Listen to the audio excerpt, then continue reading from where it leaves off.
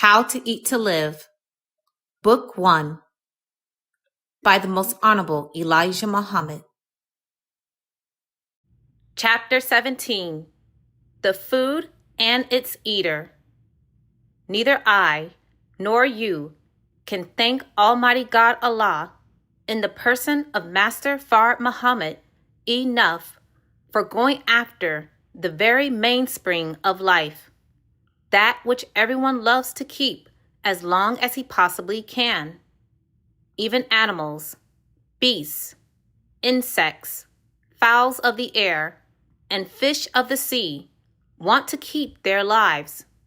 And I do not care how good a Christian you are, or how much you would love to see Jesus, or how much you would like to go to heaven to see Jesus and to sit down beside him, as the Christians teach you will do. Smile.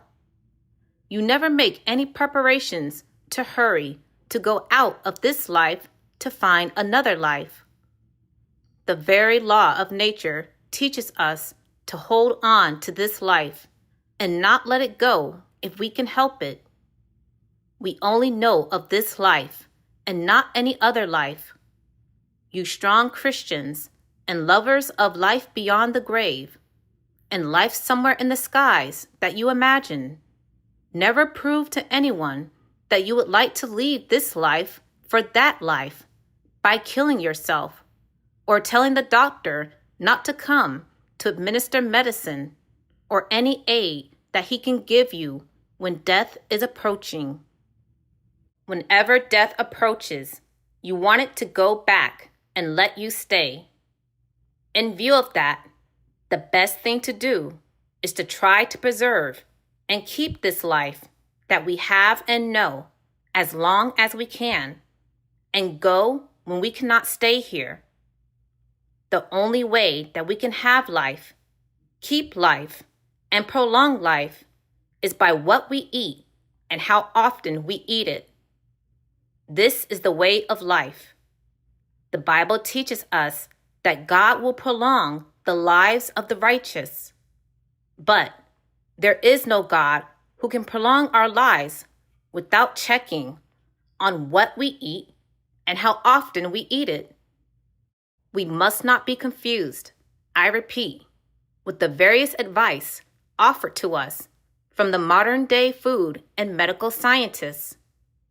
If you take their advice and try to eat all of the different kinds of food, cooked in their many different ways, at all different times of the day, and their many different suggestions on how much you should eat, you will most certainly die.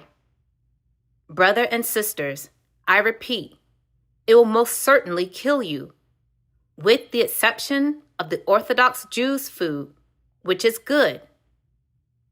According to the history of the white man by Almighty God Allah, in the person of Master Fard Muhammad, to whom praises are due forever, for his life-giving words, teachings, and guidance of us, the lost and found members of the Aboriginal Black nation, the white man began eating meat. They had no stoves and cooking utensils as they had today, when they were driven into the confines of the hills and cave sides of Europe. They ate animal food, beast food, and whatever they could get of flesh to eat.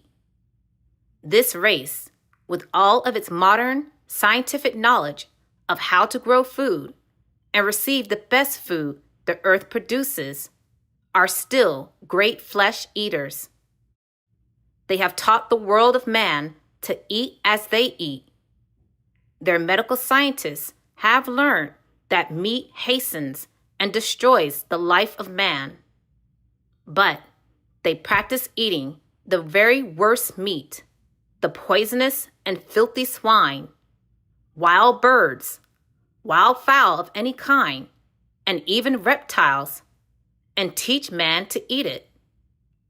To follow them in everything they eat and drink means that you are absolutely inviting death.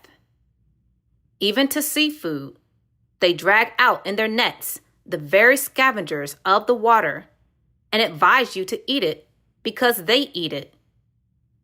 We must remember that this race is conscious that they are not to live on this earth for very long.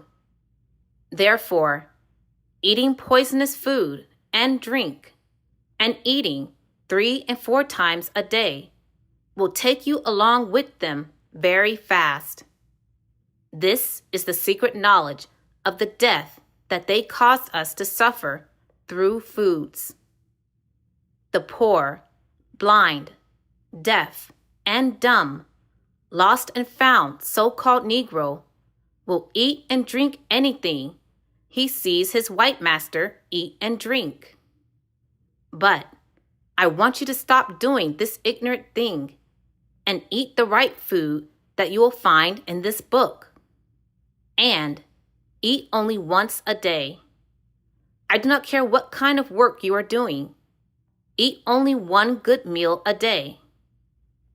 If your work is light office work or light housework, you could eat once every other day if you wanted to, without any hindrance.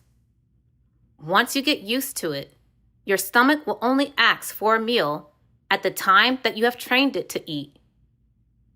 In regard to you who suffer from sugar diabetes, fasting and staying away from sugar and starchy food is far better than having your limbs cut off your body because of your foolish carelessness in eating sweets and starchy foods all times of the day. Cut out that sugar. Do not use any at all.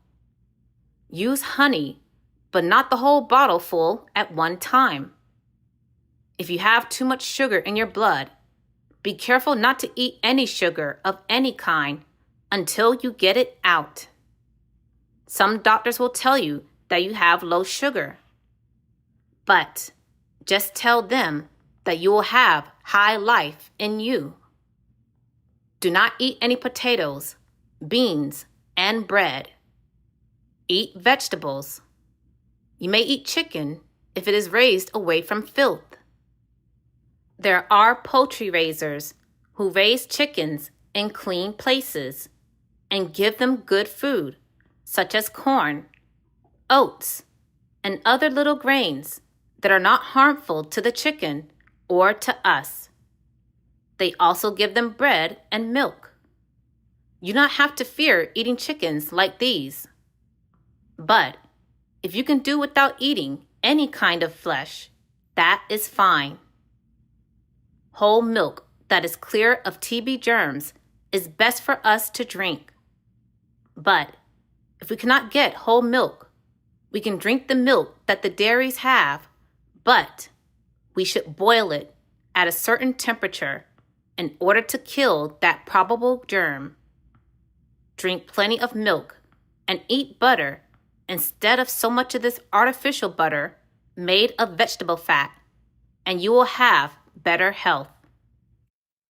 Purchase the books, CDs, and DVDs of the life-giving teachings at store.finalcall.com. Listen to the messages of the Honorable Minister Louis Farrakhan 24/7 at finalcallradio.com. Watch the Nation of Islam's weekly and live broadcasts at NOI.org.